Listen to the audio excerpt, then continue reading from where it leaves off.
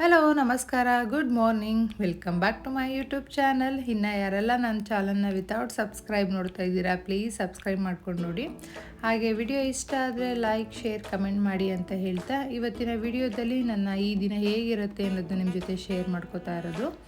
Actually ಇವತ್ತು ಸ್ವಲ್ಪ ಕೆಲಸ ಜಾಸ್ತಿನೇ ಇದೆ, ಹಾಗಾಗಿ ಸ್ವಲ್ಪ ಬೇಗ ಎದ್ಬಿಟ್ಟು ಮುಖಕ್ಕೆ ಆಯಿಲಿಂದ ಮಸಾಜ್ ಮಾಡ್ಕೋತಾ ಇದ್ದೀನಿ. ಆಲ್ರೆಡಿ ಕೂದಲಿಗೂ ಕೂಡ ಎಣ್ಣೆ ಹಚ್ಕೊಂಡಿದ್ದೀನಿ. ಸೊ ಮನೆ ಕೆಲಸ ಎಲ್ಲ ಮುಗಿದಿದೆ.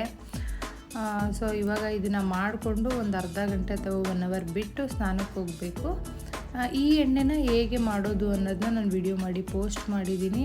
ತುಂಬ ಒಳ್ಳೆ ರೆಸ್ಪಾನ್ಸ್ ಕೊಟ್ಟಿದ್ದೀರಾ ಆ ವಿಡಿಯೋಗೆ. Thank you so much. ಆ ವಿಡಿಯೋ ನಿಮಗೂ ಬೇಕು ಅಂದರೆ ಕಮೆಂಟ್ ಸೆಕ್ಷನಲ್ಲಿ ಲಿಂಕ್ ಹಾಕಿರ್ತೀನಿ, ನೀವು ಕೂಡ ಚೆಕ್ ಮಾಡ್ಬೋದು. ತುಂಬ ಒಳ್ಳೆ ರಿಸಲ್ಟ್ ಇರೋ ಆಯಿಲು. ಹಾಗೆ ಈ ಚಳಿಗಾಲಕ್ಕೆ ಮಾಯಿಶ್ಚರೈಸರ್ ಆಗೂ ಕೂಡ ನಾನು ಇದನ್ನೇ ಯೂಸ್ ಮಾಡೋದು. ಆಲ್ ಓವರ್ ನನ್ನ ಫೇಸು ಮತ್ತು ಲಿಪ್ಸ್ಗೆಲ್ಲ ಇದೇ ಯೂಸ್ ಮಾಡೋದು. ತುಂಬ ಚೆನ್ನಾಗಿದೆ, ಒಮ್ಮೆ ಟ್ರೈ ಮಾಡಿ. ಹೈಲಿ ರೆಕಮೆಂಡ್ ಮಾಡ್ತೀನಿ ಈ ಆಯಿಲ್ನ. ಸೊ ನೆಕ್ಸ್ಟು ಇದೆಲ್ಲ ಮಾಡಿಕೊಂಡು ಇನ್ನು ಸ್ವಲ್ಪ ಕೆಲಸ ಇದೆ, ಸೊ ಅದನ್ನೆಲ್ಲ ಮಾಡ್ಕೊಳ್ಳೋಣ ಅಂತ ಪ್ಲ್ಯಾನ್ ಮಾಡಿಬಿಟ್ಟು ಇದನ್ನು ಮಾಡ್ಕೋತಾ ಇದ್ದೀನಿ. ವಾರದಲ್ಲಿ 1 ದಿನ ಅಥವಾ 2 ದಿನ ಈ ಥರ ಮಸಾಜ್ ಮಾಡಿಕೊಂಡ್ರೆ ಬೆಸ್ಟು. ಪ್ರತಿದಿನ ಈ ಆಯಿಲ್ನ ಅಪ್ಲೈ ಮಾಡ್ತಾ ಇದ್ದೀನಿ. ಇವಾಗ ಸದ್ಯಕ್ಕೆ ವಿಂಟರ್ ಆಗಿರೋದ್ರಿಂದ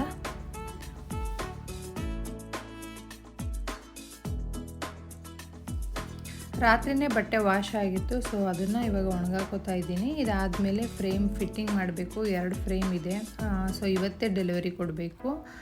ಹಾಗಾಗಿ ಇದನ್ನು ಮುಗಿಸ್ಕೊಂಡು ಅದನ್ನು ಮಾಡೋಣ ಅನ್ನೋ ಪ್ಲ್ಯಾನಲ್ಲಿ ಬಂದೆ.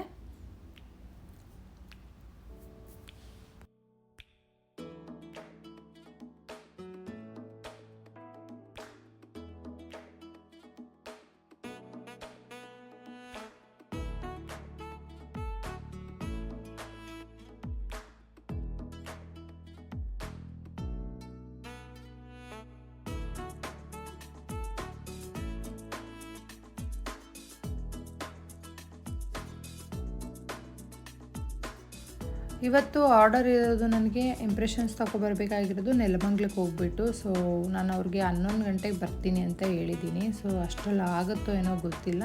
ಸ್ವಲ್ಪ ಬೇಗ ಕೆಲಸ ಎಲ್ಲ ಮುಗಿಸ್ಕೊತಾ ಇದ್ದೀನಿ. ಈ 2 ಫ್ರೇಮ್ನ ಇವಾಗ ನಾನು ರೆಡಿ ಮಾಡಿಟ್ಟು ಹೋದರೆ ಇಂಪ್ರೆಷನ್ಸ್ ತೊಗೊಬಂದು ಸೀದಾ ಚನ್ನಪಟ್ಟಣಕ್ಕೆ ತೊಗೊಂಡು ಹೋಗ್ಬೋದು ಅಂತ. ಯಾಕಂದರೆ ಈ ಕ್ಲೈಂಟ್ ಬಂದು ಇಬ್ಬರೂ ಚನ್ನಪಟ್ಟಣದವ್ರತ್ತೆ, ಅಕ್ಕಪಕ್ಕ ಹಳ್ಳಿಯವ್ರದ್ದು. ಸೊ ಚನ್ನಪಟ್ಟಣಕ್ಕೆ ಹೋದರೆ ಇಬ್ಬರು ಕಲೆಕ್ಟ್ ಮಾಡ್ಕೋತಾರೆ. ಹಂಗಾಗಿ ಒಟ್ಟಿಗೆ ತೊಗೊಂಡೋಗೋಣ ಅನ್ನೋ ಪ್ಲ್ಯಾನ್ ಮಾಡಿಬಿಟ್ಟು ರೆಡಿ ಮಾಡ್ಕೋತಾ ಇದ್ದೀನಿ. ನೈಟೇ ಎಲ್ಲ ರೆಡಿ ಮಾಡಿಬಿಟ್ಟು ಫೋಟೋ ಕಳಿಸಿದೆ. ಅವ್ರು ಓಕೆ ಮಾಡಾದಮೇಲೆ ಇವಾಗ ಫಿಟ್ಟಿಂಗ್ ಮಾಡ್ಕೋತಾ ಇರೋದು.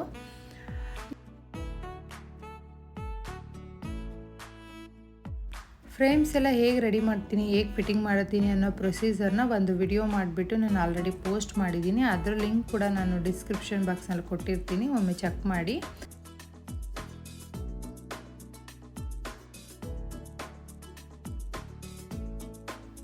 ಸುಮಾರು 1.25 ವರ್ಷದಿಂದ ಈ ವರ್ಕ್ನ ಮಾಡ್ತಾ ಇರೋದು.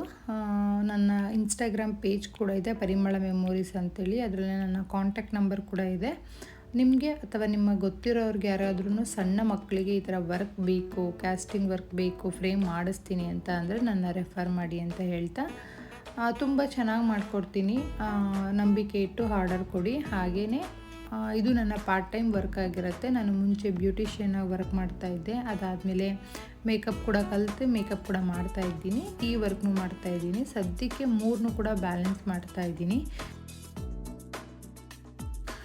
ಹುಡುಗಿರಾಗಿ ನಾವು ಅಟ್ಲೀಸ್ಟು ಪಾರ್ಟ್ ಟೈಮ್ ಅಥವಾ ಫುಲ್ ಟೈಮ್ ನಮಗೆ ಯಾವಾಗ ಟೈಮ್ ಸಿಗುತ್ತೋ ಆ ಟೈಮಲ್ಲಿ ಕೆಲಸ ಮಾಡಿಕೊಂಡು ಅಟ್ಲೀಸ್ಟ್ ಒಂದು ಸ್ವಲ್ಪನಾದರೂ ಅರ್ನಿಂಗ್ಸ್ ಅಂತ ಮಾಡಬೇಕು. ಎಲ್ಲದಕ್ಕೂ ಬೇರೆಯವ್ರ ಮೇಲೆ ಡಿಪೆಂಡ್ ಆಗೋಕ್ಕಾಗಲ್ಲ. ಸೊ ಹಂಗಾಗಿ ಈ ಕಾಲದಲ್ಲಿ ಆ ಹುಡುಗಿರು ದುಡಿಯೋದು ತುಂಬಾ ಮುಖ್ಯ. ಯಾಕಂದರೆ ಖರ್ಚುಗಳು ತುಂಬಾ ಇರ್ತವೆ ಮತ್ತು ನೀಡ್ಸು ಹಂಗೆ ಇರುತ್ತೆ. ಸೊ ಅದನ್ನು ಬ್ಯಾಲೆನ್ಸ್ ಮಾಡ್ಕೊಳ್ಳೋಕ್ಕೋಸ್ಕರ ನಾವು ಸ್ವಲ್ಪ ಅರ್ನಿಂಗ್ಸ್ ಮಾಡೋದು ತುಂಬಾ ಮುಖ್ಯ ಆಗಿರುತ್ತೆ. ಹಂಗಾಗಿ ನಾನು ಒಂದಲ್ಲ ಒಂದು ಕೆಲಸನ ಮಾಡ್ತಾನೆ ಇರ್ತೀನಿ.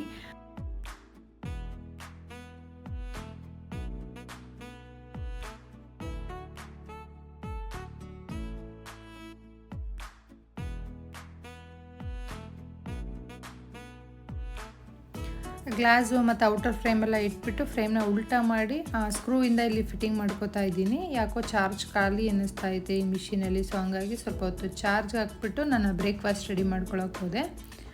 ಇವತ್ತಿನ ಬ್ರೇಕ್ಫಾಸ್ಟ್ಗೆ ನಾನು ಮಾಡ್ಕೋತಾ ಇರೋದು ಮಾಲ್ಟ್ ಪೌಡರಿಂದ ಮಾಲ್ಟ್ ಮಾಡ್ಕೋತಾ ಇದ್ದೀನಿ. ಸೊ ಇದನ್ನು ಕುಡಿದು ಹೋದರೆ ಮಧ್ಯಾಹ್ನವರೆಗೂ ಫುಲ್ಲಾಗಿರುತ್ತೆ ಹೊಟ್ಟೆ ಅಂದ್ಬಿಟ್ಟು.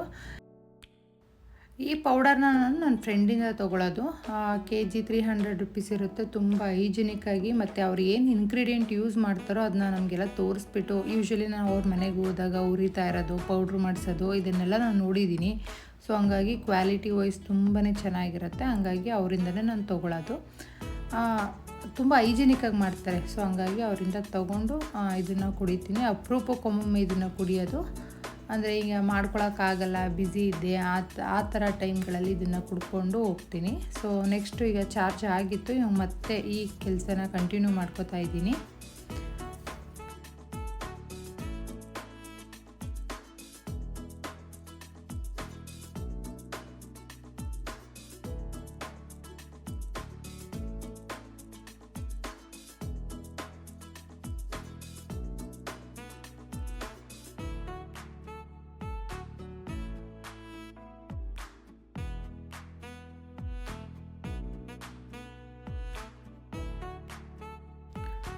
ಫ್ರೇಮ್ ಕಂಪ್ಲೀಟಾಗಿ ರೆಡಿ ಆದಮೇಲೆ ಈ ಥರ ಪ್ಲಾಸ್ಟಿಕ್ ಶೀಟಿಂದ ಅದನ್ನ ರ್ಯಾಪ್ ಮಾಡಿ ಇಟ್ಬಿಡ್ತೀನಿ. ಗ್ಲಾಸ್ ಇರೋದ್ರಿಂದ ಅದನ್ನು ತೊಗೊಂಡೋಗ್ಬೇಕು ಸೇಫಾಗಿ. ಸೊ ಹಂಗಾಗಿ ಇದನ್ನು ಹಾಕೋದ್ರಿಂದ ಸೇಫಾಗಿರುತ್ತೆ ಅಂದ್ಬಿಟ್ಟು ಇದನ್ನು ಹಾಕಿ ಇಟ್ಬಿಡ್ತೀನಿ.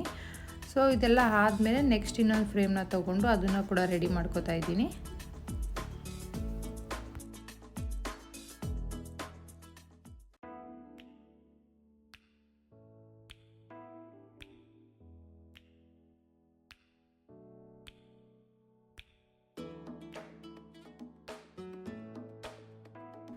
ತುಂಬ ಜನ ಮೆಸೇಜ್ ಮಾಡಿ ಕ್ಲಾಸಸ್ ತಗೋತೀರಾ, ಕ್ಲಾಸ್ ಮಾಡ್ತೀರಾ, ಹೇಳ್ಕೊಡ್ತೀರಾ ಅಂತೆಲ್ಲ ಕೇಳ್ತಾ ಇದ್ದೀರಾ. ಇಷ್ಟು ದಿನ ಯಾರಿಗೂ ನಾನು ಹೇಳ್ಕೊಟ್ಟಿರಲಿಲ್ಲ ಮತ್ತು ಕ್ಲಾಸಸ್ ಎಲ್ಲ ತೊಗೊಂಡಿಲ್ಲ. ಇನ್ಮೇಲೆ ರೀಸನಬಲ್ ಫೀಸಲ್ಲಿ ಕ್ಲಾಸಸ್ ಮಾಡುವ ಅಂತ ಅಂದ್ಕೊಂಡಿದ್ದೀನಿ.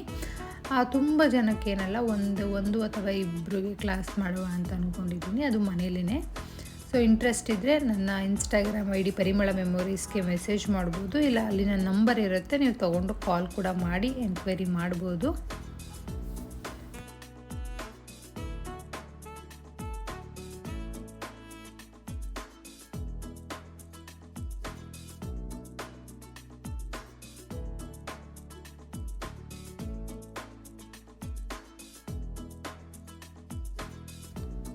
ಸೆಕೆಂಡ್ ಫ್ರೇಮ್ ಕೂಡ ಕಂಪ್ಲೀಟಾಗಿ ರೆಡಿ ಮಾಡಿಕೊಂಡೆ. ಆಮೇಲೆ ನಾನು ಇಂಪ್ರೆಷನ್ಸ್ ತೊಗೊಬರ್ಬೇಕಾದ್ರೆ ಒಂದು 2-3 ಟೇಕ್ ಎಕ್ಸ್ಟ್ರಾನೇ ತೊಗೊಂಡಿರ್ತೀನಿ, ಸರಿ ಬಂದಿಲ್ಲ ಅಂದರೆ. ಅದು ಇಂಪ್ರೆಷನ್ಸ್ ಇತ್ತು, ಅದನ್ನ ಕ್ಲೈಂಟ್ ಕೇಳಿದ್ರು ವಾಪಸ್ ಕೊಡಿ ಅಂತೇಳ್ಬಿಟ್ಟು. ಅದನ್ನು ಕೂಡ ಪ್ಯಾಕ್ ಮಾಡಿ ಇಟ್ಕೊಳ್ತಾ ಇದ್ದೀನಿ, ಮರ್ತೋಗ್ಬಿಡ್ತೀನಿ ಅಂತೇಳ್ಬಿಟ್ಟು.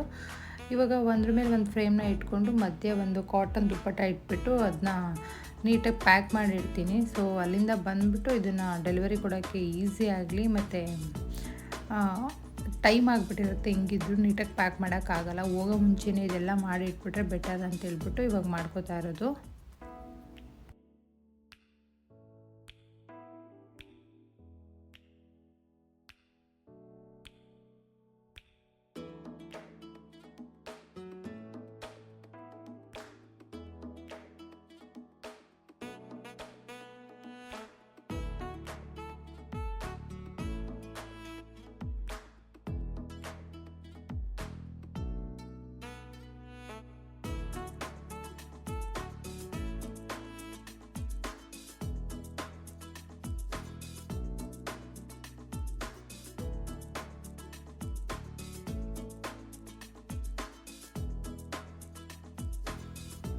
ಸ್ನಾನಕ್ಕೆ ಹೋಗೋಕ್ಕಿಂತ ಮುಂಚೆ ಬಟ್ಟೆ ಕೂಡ ಐರನ್ ಮಾಡಿಟ್ಟು ಹೋಗ್ಬಿಡ್ತೀನಿ. ಯೂಶ್ವಲಿ ಎಲ್ಲ ಬಟ್ಟೆನೂ ಐರನ್ ಮಾಡೇ ಇಡೋದು ನಾನು ವಾಶ್ ಆದ ತಕ್ಷಣವೇ. ಸೊ ಕೆಲಸ ಇರೋದ್ರಿಂದ ಮಾಡ್ಕೊಂಡಿರಲಿಲ್ಲ, ಹಾಗಾಗಿ ಇವತ್ತು ಮಾಡಬೇಕಾಗಿತ್ತು. ಈ ಅರ್ಜೆಂಟಲ್ಲಿ ಐರನ್ ಮಾಡಿ ಇಟ್ಕೋತಾ ಇದ್ದೀನಿ. ಸೊ ಹೋಗ್ಬಿಟ್ಟು ಸ್ನಾನ ಮಾಡ್ಕೊಂಡು ಬಂದೆ. ಇವಾಗ ಟೈಮ್ ಸುಮಾರು 9:15 ಆಗಿದೆ. ನಾನು 11 ಗಂಟೆಗೆ ಕಸ್ಟಮರ್ ಪ್ಲೇಸಲ್ಲಿ ಇರ್ತೀನಿ ಅಂತ ಹೇಳಿದ್ದೆ, ಹಂಗಾಗಿ ಬೇಗ ರೆಡಿ ಆಗ್ತಾಯಿದ್ದೀನಿ. ನೋಡ್ಬೋದು, ಜಸ್ಟ್ ಇವಾಗ ಸ್ನಾನ ಮಾಡಿ ಬಂದೆ. ಕೂದಲು ಸ್ವಲ್ಪ ಉದ್ದ ಬೆಳೆದಿದೆ ಅನ್ನಿಸ್ತಾ ಇದೆ. ಅಂದರೆ ನಾನು ಒಂದು ಹೋಮ್ ಮೇಡ್ ಆಯಿಲ್ನ ಯೂಸ್ ಮಾಡ್ತಾ ಇದ್ದೆ. ಅದು ಆ್ಯಕ್ಚುಲಿ ಎಕ್ಸ್ಪೆರಿಮೆಂಟ್ ಅಂತ ಮಾಡಿದ್ದು, ತಂದಿದ್ದೆ, ಅದೆಲ್ಲ ಡ್ರೈ ಆಗಿಬಿಟ್ಟಿತ್ತು ಅದ್ರ ಲೀವ್ಸು. ಸೊ ಬಿಸಾಕಬೇಕಲ್ಲ ಅಂದ್ಬಿಟ್ಟು ಒಂದು ಆಯಿಲ್ನ ಪ್ರಿಪೇರ್ ಮಾಡಿ ಅಷ್ಟೇ. ಸಖತ್ತು ಒಳ್ಳೆ ರಿಸಲ್ಟ್ ಕೊಡ್ತಾ ಇದೆ ಅಂತ ಅನ್ನಿಸ್ತಾ ಇದೆ. ತುಂಬ ಚೆನ್ನಾಗಿದೆ. ಅದನ್ನ ನಿಮ್ಮ ಜೊತೆ ಶೇರ್ ಮಾಡ್ಕೋತೀನಿ, ಯಾಕಂದರೆ ನಾನು ರಿಸಲ್ಟ್ನ ನೋಡಿದ್ದೀನಲ್ವಾ. ಸೊ ನಿಮ್ಮ ಜೊತೆ ಶೇರ್ ಮಾಡ್ಕೋತೀನಿ. ಏರ್ ಫಾಲ್ ಅಂತೂ ತುಂಬಾ ಆಗ್ತಾಯಿತ್ತು. ಇವಾಗ ತೋರಿಸೋನಲ್ಲ ಅದರಿಂದ 5 ಪಟ್ಟಷ್ಟು ನನಗೆ ಏರ್ ಫಾಲ್ ಆಗ್ತಾಯಿತ್ತು. ನಾನು ಗೀಸರ್ ನೀರಿಂದ ಸ್ನಾನ ಮಾಡ್ತಾಯಿದ್ದೆ. ಸೊ ಹಂಗಾಗಿ ಸಿಕ್ಕಾಪಟ್ಟೆ ಏರ್ ಫಾಲ್ ಆಗ್ತಾಯಿತ್ತು. ಇವಾಗ ಅದು ಕೂಡ ಕಂಟ್ರೋಲು ಬಂದಿದೆ. ಸದ್ಯದಲ್ಲೇ ಆ ಆಯಿಲ್ ಬಗ್ಗೆ ನಾನು ನಿಮಗೆ ವಿಡಿಯೋ ಮಾಡಿ ಹಾಕ್ತೀನಿ. ನೆಕ್ಸ್ಟ್ ಇಲ್ಲಿ ನಾನು ಮಾಯಿಶ್ಚರೈಸರ್ನ ಹಚ್ಕೋತಾ ಇದ್ದೀನಿ. ಬೇಸಿಕ್ಕು ಮಾಯಿಶ್ಚರೈಸರ್ ಹಚ್ಚಿದ್ಮೇಲೆ ನೆಕ್ಸ್ಟ್ ಸನ್ಸ್ಕ್ರೀನ್ ಹಚ್ಕೊಂಡು ಒಂಚೂರು ಪೌಡರ್ ಹಾಕ್ಕೊಂಡು ಹೊರಟ್ಬಿಡ್ತೀನಿ.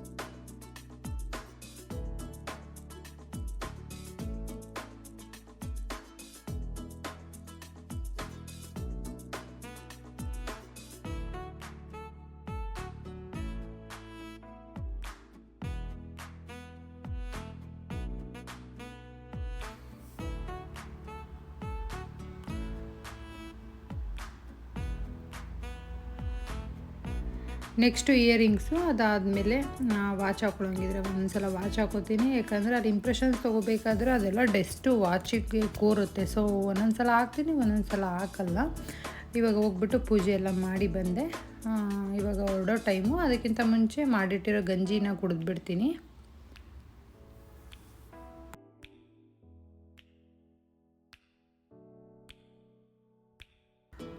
ಹೋದ್ಮೇಲೆ ಏನಾದರೂ ಹೊಟ್ಟೆ ಹಸಿದ್ರೆ ತಿನ್ನೋಕ್ಕೆ ಅಂತ ಹೇಳ್ಬಿಟ್ಟು ಸೀಬೆಹಣ್ಣು, ಹಾಗೆ ಅದಕ್ಕೆ ಖಾರದ ಪೌಡ್ರು ಮತ್ತು ಸಾಲ್ಟ್ ಹಾಕ್ಬಿಟ್ಟು ಮಿಕ್ಸ್ ಮಾಡಿ ಬಾಕ್ಸ್ಗೆ ಹಾಕಿ ಇಟ್ಕೊಂಡ್ಬಿಡ್ತೀನಿ. ನೆಕ್ಸ್ಟು ಬ್ಯಾಗೆಲ್ಲ ಹಿಂದಿನ ದಿನನೇ ರೆಡಿ ಮಾಡಿಟ್ಟಿದ್ದೆ. ಅದಕ್ಕೆ ಚಾರ್ಜರು, ಪರ್ಸು, ಸ್ವಲ್ಪ ದುಡ್ಡು, ಇನ್ನೊಂದು ಫೋನ್ ಇರುತ್ತೆ ನಂದು. ಸೊ ಅದನ್ನೆಲ್ಲ ಹಾಕ್ಕೊಂಡು ಪ್ಯಾಕ್ ಮಾಡಿ ಇಟ್ಕೊಂಡೆ. ಲಾಸ್ಟಲ್ಲಿ ಲಿಪ್ಸ್ಟಿಕ್ನ ಹಚ್ಕೋತಾ ಇದ್ದೀನಿ. ಈ ಲಿಪ್ಸ್ಟಿಕ್ಕು ತುಂಬಾ ಲಾಂಗ್ ಲಾಸ್ಟಿಂಗು. ಬೆಳಗ್ಗೆ ಹಚ್ಚಿದ್ರೆ ನೈಟ್ವರೆಗೂ ಹಾಗೇ ಇರುತ್ತೆ, ಸ್ವಲ್ಪನೂ ಹೋಗಲ್ಲ. ಸೊ ಲಾಂಗ್ ಲಾಸ್ಟಿಂಗ್ ಆಗಿರೋದ್ರಿಂದ ಮತ್ತೆ ಬಂದು ಏನು ಅಪ್ಲೈ ಮಾಡಬಾರ್ದು ಅಂತ ಹೇಳ್ಬಿಟ್ಟು ಇದನ್ನೇ ಹಚ್ಕೊಬಿಟ್ಟೆ. ಸೊ ಇವಾಗ ನಾನು ಮೆಟ್ರೋ ಸ್ಟೇಷನ್ಗೆ ಮನೆಯಿಂದ ನಡ್ಕೊಂಡೇ ಬಂದುಬಿಡ್ಬೋದು.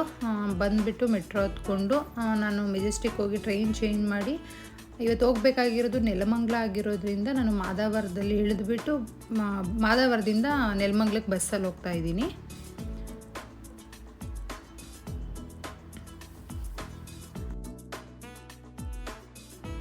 ನೆಲಮಂಗಲದಿಂದ ಜಸ್ಟ್ ಹಾಗೆ ಒಂದು 200 ಮೀಟರ್ ನಡ್ಕೊಬಂದರೆ ಕ್ಲೈಂಟ್ ಮನೆ ಸಿಕ್ತು. ಅವ್ರು ಎಕ್ಸಾಕ್ಟ್ ಅಡ್ರೆಸ್ ಹೇಳಿದರು. ಸೊ ನಡ್ಕೊಂಡೇ ಬಂದುಬಿಟ್ಟೆ. ಬಂದು ಹೋಗ್ಬಿಟ್ಟು ಇಂಪ್ರೆಷನ್ಸ್ ಎಲ್ಲ ತೊಗೊಂಡೆ. ಆಲ್ಮೋಸ್ಟ್ 1 ಅವರ್ ಟೈಮ್, 1-1.5 ಗಂಟೆ ಟೈಮ್ ಇಲ್ಲೇ ಆಗಿಬಿಡ್ತು. ಸೊ ಇಂಪ್ರೆಷನ್ಸ್ ಎಲ್ಲ ಚೆನ್ನಾಗಿ ಬಂತು. ಕ್ಲೈಂಟು ಕೂಡ ತುಂಬ ಚೆನ್ನಾಗಿ ಮಾತಾಡಿಸಿದ್ರು, ಹಾಗೆ ಟ್ರೀಟ್ ಮಾಡಿದ್ರು. ಸೊ ಖುಷಿ ಆಯಿತು. ಸೊ ಇಂಪ್ರೆಷನ್ಸ್ ಎಲ್ಲ ತೊಗೊಂಡು ರಿಟರ್ನ್ ಆದೆ. ಅಲ್ಲಿಂದ ಬಂದು ಬಸ್ಸಲ್ಲಿ ಕೂತ್ಕೊಂಡೆ. ಒಂದು ಸ್ವಲ್ಪ ಹೊತ್ತಿಗೆ ತುಂಬಾ ಸುಸ್ತಾಗಕ್ಕೆ ಸ್ಟಾರ್ಟ್ ಆಯಿತು. ಸೊ ಏನಕ್ಕೆ ಅಂತ ಗೊತ್ತಿಲ್ಲ. ಊಟನೂ ಮಾಡಿದ್ದೆ, ಎಲ್ಲ ಆಗಿತ್ತು, ಆದ್ರೂ ಏನಕ್ಕೆ ಸುಸ್ತಾಯಿತು ಅಂತಲೇ ಗೊತ್ತಿಲ್ಲ. ಸ್ವಲ್ಪ ಹೊತ್ತು ಹಾಗೆ ನೋಡಿದೆ. ಯಾಕೋ ಇವತ್ತು ಹೋಗೋಕ್ಕಾಗಲ್ಲ ಚನ್ನಪಟ್ಟಣಕ್ಕೆ ಅನ್ನೋದು ಗೊತ್ತಾಯಿತು. ಸೊ ಕ್ಲೈಂಟ್ಸ್ಗೆಲ್ಲ ಕಾಲ್ ಮಾಡಿ ಕೇಳಿದೆ, ನಾಳೆ ಕೊಡ್ಬೋದಾ ಅಂತೇಳಿ. ಆಯಿತು, ಓಕೆ ಅಂತ ಅಂದಿದ್ರು.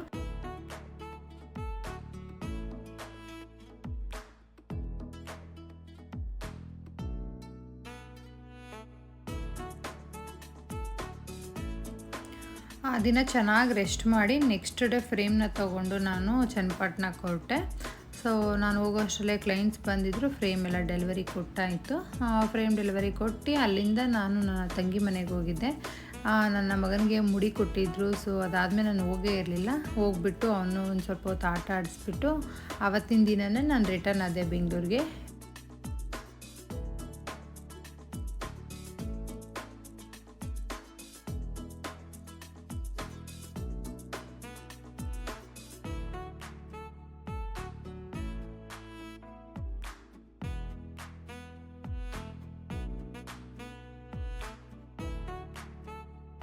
ಇದಾಗಿತ್ತು ಇವತ್ತಿನ ವ್ಲಾಗ್. ಈ ವಿಡಿಯೋ ಇಷ್ಟ ಆದರೆ ಪ್ಲೀಸ್ ಒಂದು ಲೈಕ್ ಮಾಡಿ, ಹಾಗೆ ಶೇರ್ ಮಾಡಿ, ಕಮೆಂಟ್ ಮಾಡಿ ಅಂತ ಹೇಳ್ತಾ ಥ್ಯಾಂಕ್ ಯು ಫಾರ್ ವಾಚಿಂಗ್.